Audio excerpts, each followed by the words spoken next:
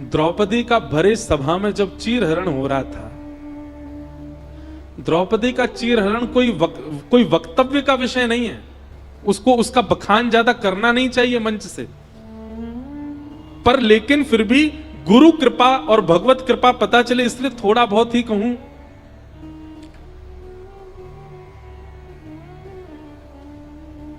ऐसा दृश्य था द्रौपदी चीरहरण का कि जिसको कोई देख नहीं सकता।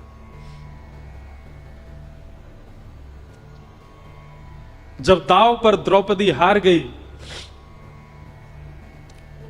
दुशासन ने केश पकड़े द्रौपदी के। अत्यंत पवित्रात्मा द्रौपदी, जिनका नाम पंच कन्याओं में शास्त्रों में बताया, रोज सुबह उठकर के यदि पंच कन्याओं को प्रणाम किया जाए जिसमें एक द्रौपदी है तो उसका दिन मंगल में होता है। ऐसी पवित्रा द्रौपदी उसके केश पकड़ करके घसीट रहा है दुशासन भरे सभा में। निर्बला दुर्बला द्रौपदी अपनी रक्षा कर रही है और उसके मन में एक विश्वास है कि मेरे पति मुझे नहीं होने देंगे, ये मेरी रक्षा करेंगे।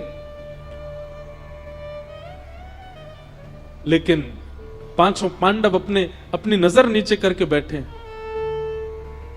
दुशासन निर्वस्त्र कर रहा है भरी सभा में। द्रौपदी मन में विचार कर रही है कि मेरे पति मेरी रक्षा नहीं कर रहे।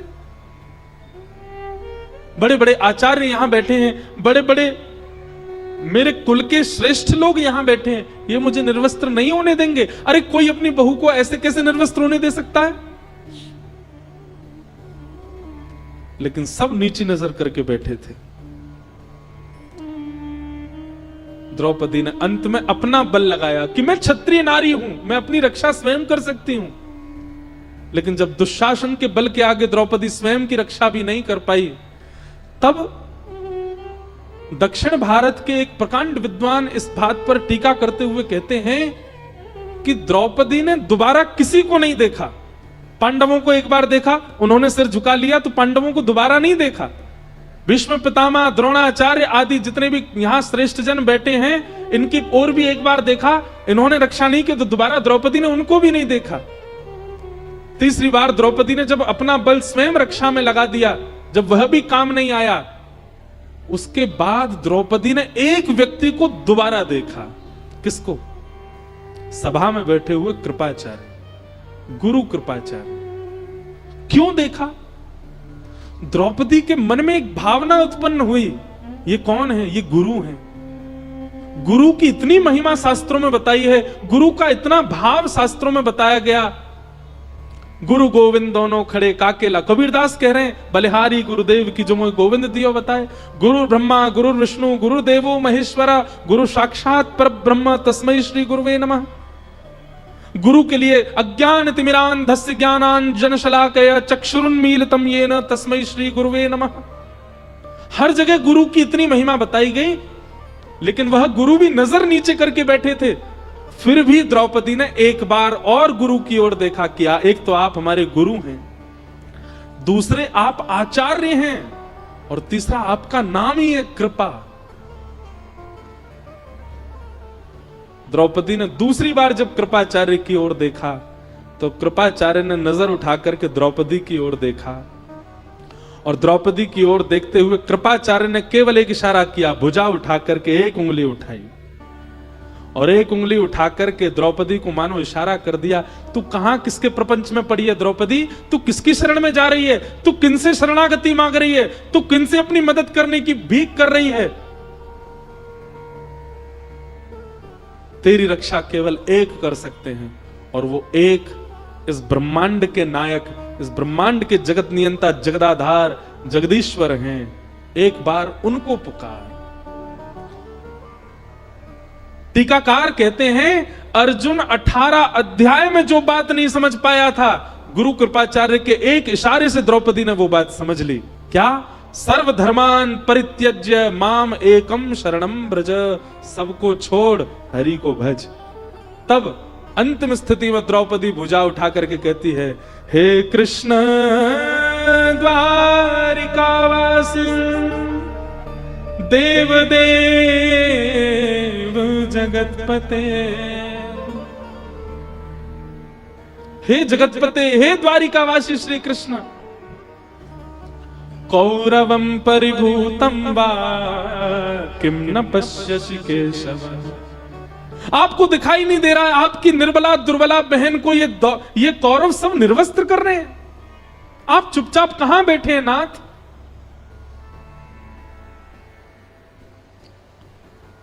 गुरु कृपाचार्य के एक इशारे से द्रौपदी समझ गई मुझे किसको पुकारना है। सूरदास जी का एक पद है, प्रभु जी मोरी क्या बिगड़ेगी, जाएगी लाज तुम्हारी। मोपति पांच पांच के तुम पति, सोपति काहे बिसारी। मेरे 5 पति हैं, पर मेरे 5 पतियों के भी पति जगतपति आप हो, मैं आपको कैसे भूल सकती हूं।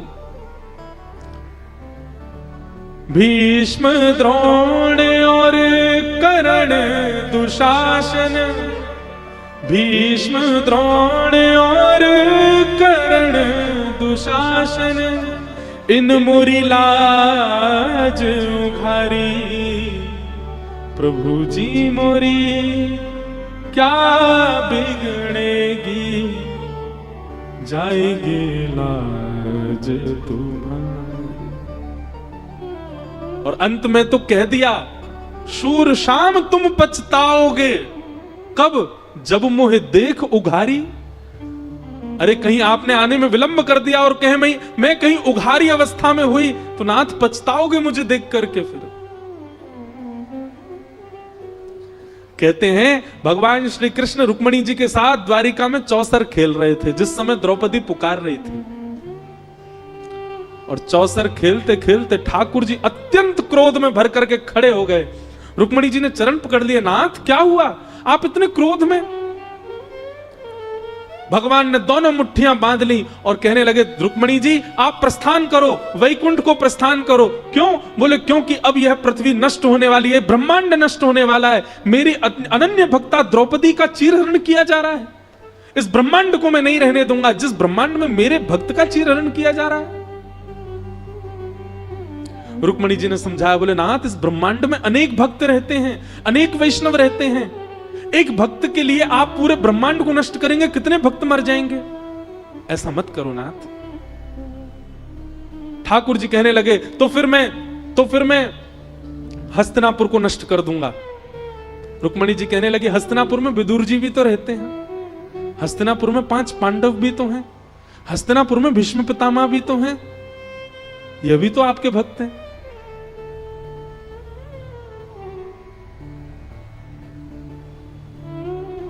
भगवान कहते मैं दुशासन दुर्योधन कौरवों को नष्ट कर दूंगा। रुक्मिणी जी बोली, आप ये सब मत विचार करो नाथ, आप तो केवल द्रौपदी की रक्षा करो। और भगवान का एक नवीन अवतार हुआ उस दिन। कौन सा? वस्त्रावतार। ठाकुर जी ने वस्त्र रूप धारण किया। दुशासन की भुजा थकित भई, वशन रूप भय श्याम। ठाकुर जी वस्त्र बनकर के प्रकट हो गए, खींचते। और सुनो बंधुओं, हमारे कृपालु नाथ जिस समय द्रौपदी की रक्षा करने के लिए पधारे थे उस समय द्रौपदी रजस्वलावस्था में थी। उस अवस्था में है जिस अवस्था में स्पर्श नहीं किया जा सकता। पर ठाकुर जी वस्त्र बनकर के आए। स्पर्श की तो क्या कहें, पैर के नख से लेकर के सिख तक भगवान ने अपने अंक में भर लिया हो, मानो द्रौपदी को कोई निर्वस्त्र ना कर सके। वशन रूप भय। और एक बात कहें, उसी दिन दुर्योधन, दुशासन, भीष्म पितामह, द्रोणाचार्य, कृपाचार्य, धृतराष्ट्र, इन सबका अंत निश्चित हो गया था। भगवान गीता में कहते हैं, जब अर्जुन सबको मारता है, भगवान कहते हैं अर्जुन मरे मरायों को मार रहा है तू, ये पहले ही मर चुके हैं, मेरी दृष्टि में पहले ही गिर गए थे। बस योजनाएं बनाई जा रही थी कि इसको कैसे मारना, उसको कैसे मारना, बाकी ये तो मरे हुए मुर्दे हैं सब। तो ये कथा मैंने क्यों सुनाई आपको? द्रौपदी ने आज अश्वत्थामा को छोड़ दो, यह बात अर्जुन से कहते हुए अंत में कहा कि हमारे गुरु का बेटा है। वही गुरु कृपाचार्य जिन्होंने भरी सभा में मुझे संकेत, भले ही कृपाचार्य कौरवों के पक्ष में थे, पर हैं तो वो गुरु। बंधु, गुरु शब्द बहुत पवित्र है। गुरु व्यक्ति कैसा भी हो, गुरु व्यक्ति का स्वभाव स्वरूप कैसा भी हो, यदि शिष्य की निष्ठा श्रेष्ठ है तो गुरु अपने आप श्रेष्ठ हो जाएगा। गुरु का गुरुत्व शिष्य के शिष्यत्व पर निर्भर करता है।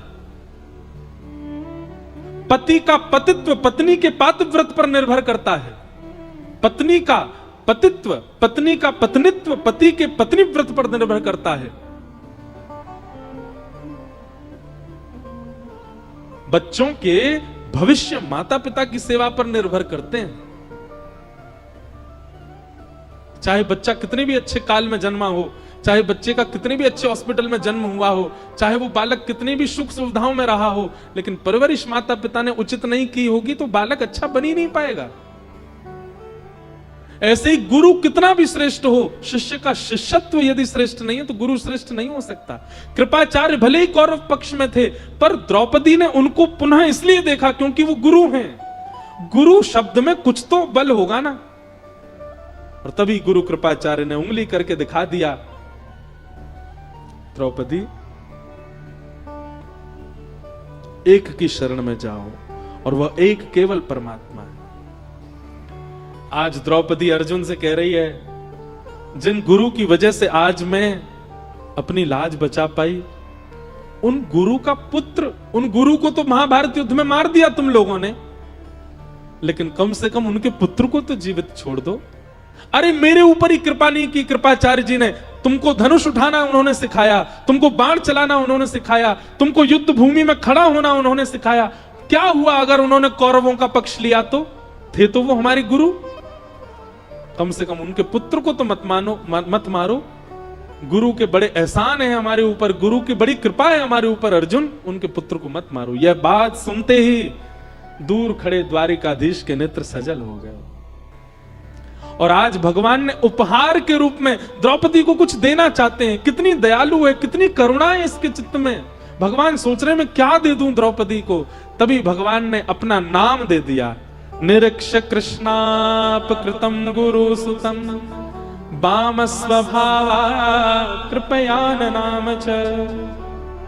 भगवान का नाम है कृष्ण, और द्रौपदी को भगवान ने नाम दिया कृष्णा। ठाकुर जी ने नाम दिया कृष्णा। भगवान ने द्रौपदी को हृदय से लगा लिया। वो कह दिया सबको, बोले आज के बाद द्रौपदी को जो भी देखे कृष्णा कहकर के पुकारे। मैंने अपने नाम से संबोधित किया है। क्यों? मैं दया का देवता हूं। बहुत दिन से दया की देवी ढूंढ रहा था, आज मिल गई मुझको। ये दया की प्रत्यक्ष प्रतिमूर्ति है, इसलिए भगवान ने अपना नाम द्रौपदी को दिया। बोलो भक्त वत्सल भगवान की जय। भगवान बड़े अद्भुत हैं।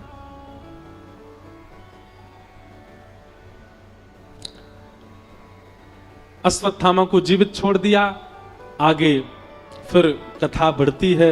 अश्वत्थामा पुनः बदला लेने के लिए उत्तरा के गर्भस्थ शिशु पर बाण छोड़ देते हैं। भगवान गर्भ में जाकर के उस बालक की रक्षा करते हैं। कुंती भगवान की स्तुति गाती है, भीष्म पितामह भगवान की स्तुति गाते हैं, और फिर ठाकुर जी अपनी लीला पूरी करके द्वारिका प्रस्थान करते हैं। पांडव स्वर्गारोहण को चले जाते हैं। परीक्षित राजा को राज्य गद्दी पर बिठा दे। राजा परीक्षित को कलयुग प्राप्त होता है। कलयुग को पंच स्थान देकर के राजा परीक्षित स्वयं भटक जाते हैं और उनको 7 दिन में मरने का श्राप लगता है। तब शुकाचार्य जी आकर के राजा परीक्षित को कथा सुनाते हैं। ये पूरा क्रम। अब सुखदेव जी व्यास मंच पर बैठे हैं, परीक्षित कथा सुन रहे हैं। ये प्रसंग हम सुनेंगे कल।